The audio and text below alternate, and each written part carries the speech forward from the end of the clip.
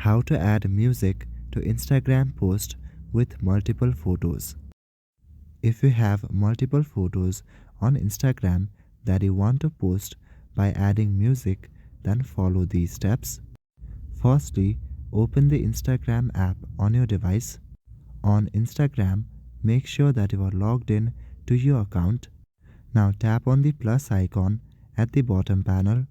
After that, all the videos and photos will appear from your gallery. Tap on this icon to select multiple photos. Now select all the photos that you would like to upload. After you have selected all the photos, click on the next option at the top right corner. Then you can do basic editings on the photos. On this interface, at the very bottom panel, you will see different icons. Tap on the first icon that looks like a music. Click on the icon and browse through the music that you would like to add. After you have selected your music, click on Next.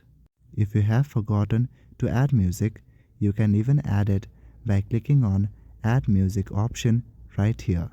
Select the music that you like. If you want to crop the music, you can even do that. When you are satisfied with the music, click on Done at the top right corner. After that, all you need to do is share this photo on your account. So that is it for this video. I will see you on the next one. Thank you.